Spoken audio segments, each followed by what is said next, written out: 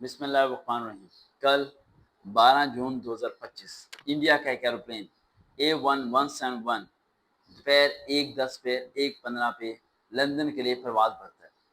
5 سے 10 منٹ کی دوری بھی طے نہیں کر پاتا، اسی شہر میں گر جاتا ہے۔ آبادیوں کے درمیان 242 پیسنجر ہوتے ہیں اینڈ 200 پیپلز کی ڈیتھ ہو جاتی ہے۔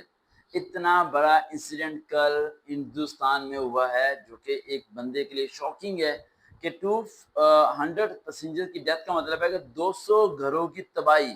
ایک انسان کے بچے کو پالنا کتنا مشکل ہے شاید کوئی اندازہ نہیں لگا سکتا۔ ہندو ہے، مسلمان ہے، عیسائی ہے، کرسچن ہے، وٹ ایور یار، آپ کا ریلیجن کوئی بھی ہے، لیکن وہ دکھ تو برابر ہوتا ہے نا۔ آپ نے اس کی تصویر نہیں دیکھی شاید، وہ فیملی کی تصویر شاید آپ لوگوں نے نہ دیکھی ہو جس میں 3 بچے تھے، اس کے میاں بیوی تھے، کیا اسمائل پاس کر رہے تھے۔ انہیں پتا تھا کہ ان کا یہ آخری سفر ہوگا، انہیں پتا تھا کہ 10 منٹ کے اندر سب کچھ دفن ہو جائے گا۔ لندن کی فلائٹ تھی، اس کا مطلب ہے کہ سارے کے سارے لندن شفٹ ہو رہے تھے کیونکہ لندن میں کاروبار ہوگا، شاید وہ ہندوستان میں سیر کرنے کے لیے آئے ہوں۔ لندن کی فلائٹ تھی، سارے کے سارے لوگ پردیسی تھے، کوئی بھی ہندوستان میں رہنے والا جاب کرنے والا نہیں تھا۔ سارے باہر کے ملک جاب کرتے تھے، وہ کہیں سیر کرنے کے لیے یا ہندوستان میں وزٹ کرنے کے لیے آتے ہیں۔ سارے کے سارے ہندوستانی تھے، کوئی بھی انگریز نہیں تھا، سارے کے سارے مارے گئے، ایک بوٹی نہیں کسی کی ملی۔ جہاز کریش کیسے ہوتا ہے؟ کیا جہاز کریش والے ہونے سے پہلے پائلٹ کو انفارم نہیں کیا جاتا کہ ایروپلین کے اندر کوئی ڈیمیج ہے؟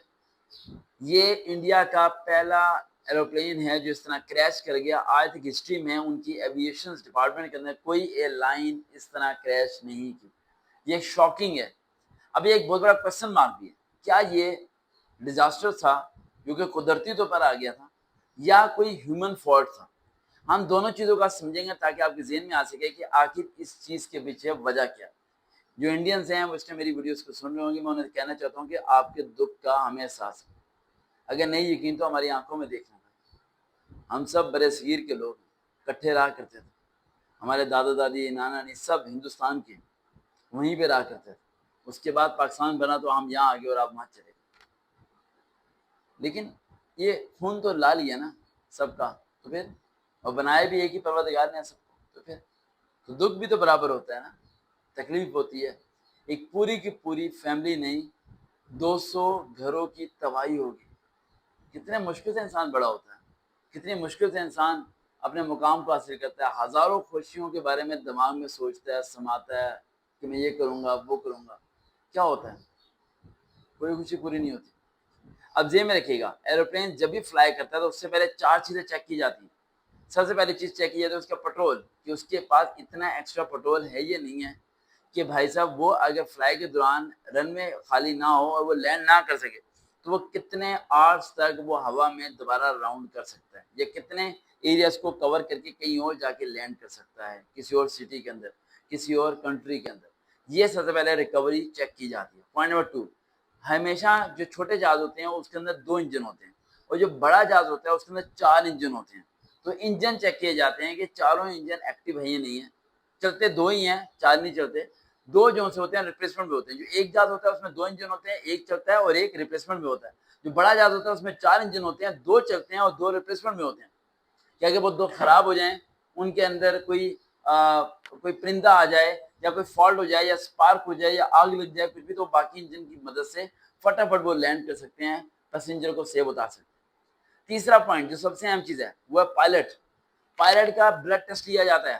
نور بیٹا، فلائی کرنے سے پہلے پائلٹ کا بلڈ ٹیسٹ لیا جاتا ہے ہمیشہ فلائی سے پہلے، کہ اس کے بلڈ کے اندر کوئی الکوہول تو نہیں، اس نے شراب تو نہیں پی، اس نے کوئی ایسی چیز تو نہیں پی کہ اسے نیند آ رہی ہے۔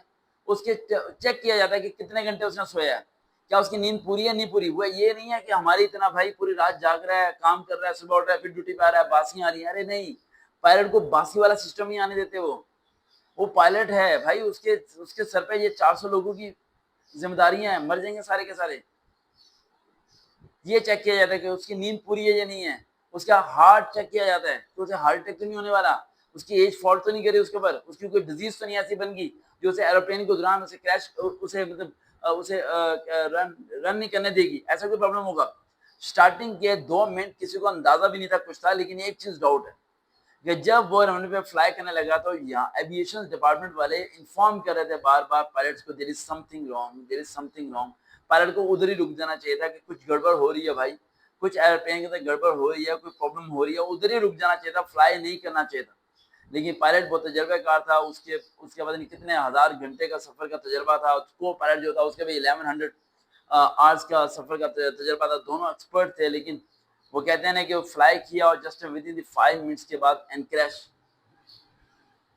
ختم ہو گیا سب کچھ، نہ پائلٹ بچا نہ پیسنجر بچا۔ دیکھو اگر اس کے پیچھے چاروں میں سے کوئی ڈیفالٹر ہے تو اسے پنشمنٹ ملنی چاہیے، اور ایک ٹف پنشمنٹ ہونی چاہیے اس کے لیے۔ ذرا سی غلطی، وہ کہتے ہیں نا کہ ایک پنکھا لگانے آیا کمرے کے اندر اور وہ اوپر پنکھے میں کے راڈ کے اندر پنکھے کا وہ ڈنڈا تو دے گیا لیکن اس کے بعد پیچ کو اس نے لوز کر دیا۔ یہ واقع ہوا تھا یہاں لوور میں کسی گھر کے اندر، اس نے لوز کر دیا، نور سمجھ آ رہی ہے، پنکھے پہ پیچ لوز کر دیا، اپنے جان بس کر کے لاؤ پیسے تو میں جا رہا ہوں، جان چھٹائی لڑکے نے۔ اب مجھے فیملی تھی، انہیں پنکھا آن کر کے سو گئے، رات کو پنکھا گرا اور 3 لوگوں کی گردن کٹ گئی۔ وہ رسپانسبل، کون پکڑے گا اسے جس نے ہلکا سا پیچ ٹائٹ نہیں کیا تھا؟ اسی طرح ایئرپلین کے اندر کون پکڑے گا اسے جس نے انجن سے چیک نہیں کیا؟ کون پکڑے گا اسے جس نے پیٹرول سے چیک نہیں کیا، جس نے یہ چیک نہیں کیا ڈیفالٹ ہے یہ نہیں ہے، جس نے یہ چیک نہیں کیا اس کی ذمہ داری سے سب چیز چیک کرنا۔ رہی یار اتنا اندھا نہیں بنا کرتے، ذمہ داریوں میں کہیں کمی ہوتی ہے۔ قدرت آپ کو نقصان نہیں پہنچانا چاہتی، کبھی بھی انسان اپنے آپ کو خود نقصان پہنچاتا ہے، ہم سب چیز قدرت پہ ڈال دیتے ہیں، یہ قدرت کی طرف سے ہو گیا، یہ قدرت کی طرف سے ہو گیا۔ وہ کیوں چاہے گا آپ کو ماننا بھائی؟ ایک تو اپنی موت آپ ہوتی ہے، ایک ہماری فالٹ بھی ہوتی ہے۔ آپ کو کہ سر جی میری موت لکھی ہوئی تو مر جاؤں گا، پکڑو چاقو اور مارو پیٹ کے اندر، ابھی مرو گے نہیں مرو گے؟ مرو گے نہیں مرو گے؟ یا کامن سینس بھی تھوڑا سوچا کرو، مر جاؤ گے آپ ابھی؟ اللہ سبحانہ تعالیٰ نے انسان کو اختیار دیا ہے، چھت سے چلا مارو مر جاؤ گے بھی؟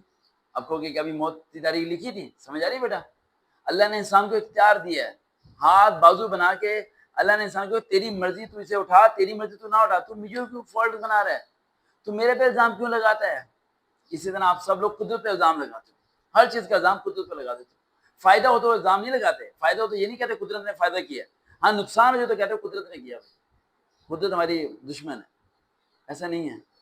ڈیفالٹر کو تلاش کرو اور ان کے دکھ میں ہم برابر کے شریک ہیں، ہم پاکستان سے ہیں، رائٹ؟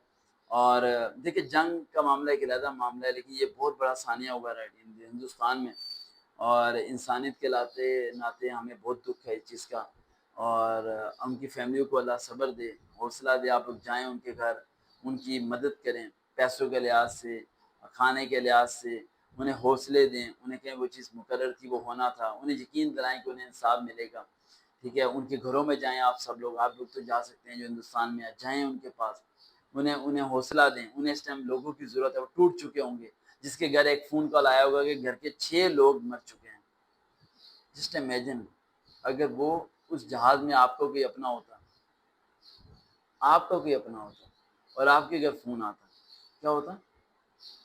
آپ کے پاؤں سے زمین نکل جاتی، آپ کی ہمت نہ ہوتی اس چیز کو کرنے کی۔ سمجھ آ رہی ہے؟ کیا کہہ سکتا ہوں، بہت دکھ ہے اس بات کا۔ اللہ حافظ۔